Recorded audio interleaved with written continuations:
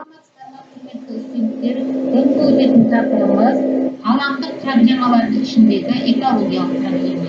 Жалпы ғаламдық проблемаларға бейбітшілік сақтау проблемасы, экологиялық проблема, мұхиттық проблема, азық проблемасы, электр энергетикасы проблемасы жатады. Жалпы студенттер, сіздерге экология дегеніміз не? Оны ең алғаш рет ғылымға енгізген ғалым. Экология дегеніміз қоршаған ортаны қорғау. Және ең алғаш рет Эрнест Геккер 1866 жылы экология ғылымын енгізген. Жалпы ғаламдық бүкіл дүниежүзінің мәселесі судың ластануы, атмосфера ауаның ластануы, топырақтың ластануы, азот қабатының жұқаруы, қышқыл жауын-шашынның экология әсер етеді. Жалпы ғаламдық проблемалардың ішінде экологиялық проблема қоршаған ортаны ластануы дегеніміз, қоршаған ортаны ластану ластаушының түрлеріне қарай, шығу тегіне қарай табиғи, жасанды, пайда болу көзіне байланысты өндірістік, ауыл шаруашылық, транспорттық және тағы басқа.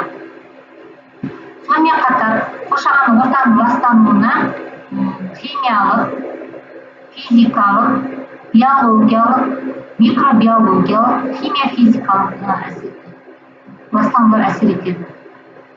Жалпы экология мәселен тууының себептері адамдардың табиғатқа аяушылықпен қарамауы, өндіріс орындарының пайдаланған суды тартпай көлге қайта жібермеуі, суармалы егістіктердің ұлғаюына байланысты өзендерге, Сырдария, Іле, канал, су каналдарын салынуы, егіс алқаптарына тыңайтқыштың түрлі улы химикат заттардың шамадан тыс қолданылуы, судың ластануы.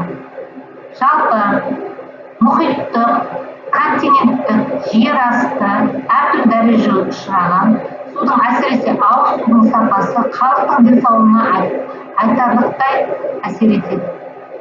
Шамамен 5 миллионнан астам адам осы судың сапасына байланысты көптеген ауруға ұшырайды. Ластауыш заттар сонымен қатар топырақ эрозиясы өнімдері, тыңайтқыштар, улы химикаттар және тағы басқа азот, фосфор, биогенді элементтер, қосылыстар, органикалық заттар, пестицидтер, тұрмыстық қалдықтар, мұнай өнімдері жатады. Ластауыш заттардың басым бөлігін атмосфералық жауын-шашыннан келеді. Тірексібаны қарап отырғандай, судың ластану типтері, радиоактивті заттар, жылулық ластануы, жауын-шашын, өсімдіктердің қоректі заттарына байланысты көптеген минералды, химикалық, органикалық қосылыстар жатады.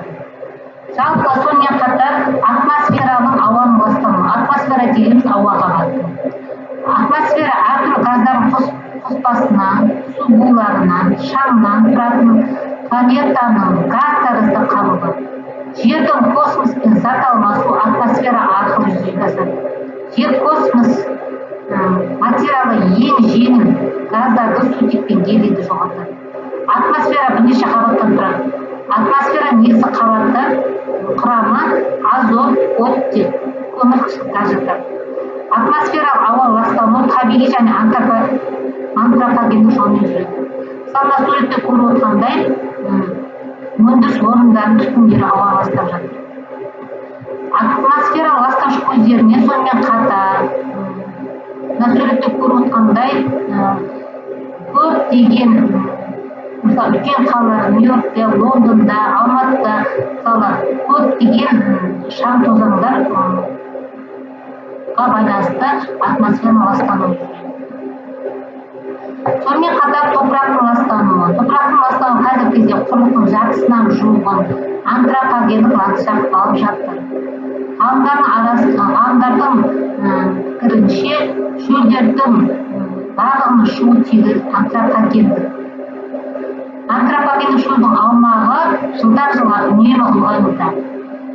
Сонымен қатар топырақтағы ластану түрлері, физикалық ластану, радиоактивті әрекеттермен байланысты, мысалы уран рудаларының ашық әдіспен алғанда жер қыртысының көптеген сәулелі қалдықтар қалады. Биологиялық стану ауру тудыратын және басқа да жағымсыз жағдайларға итеретін микроорганизмдердің қоршаған ортада болуы.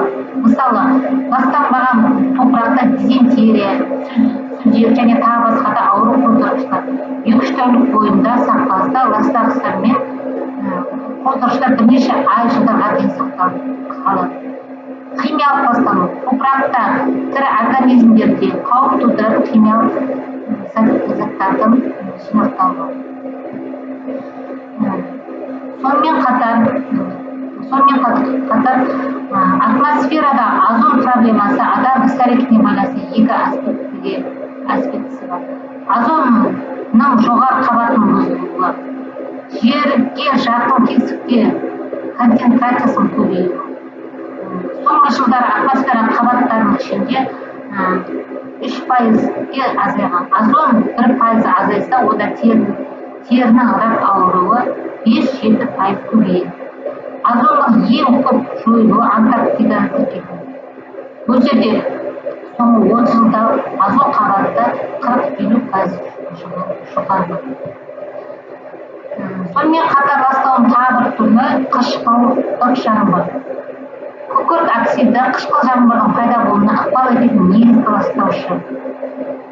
Алғашқы қышқыл жаңбыр 1907-8 жылдары Англияда тіркелген.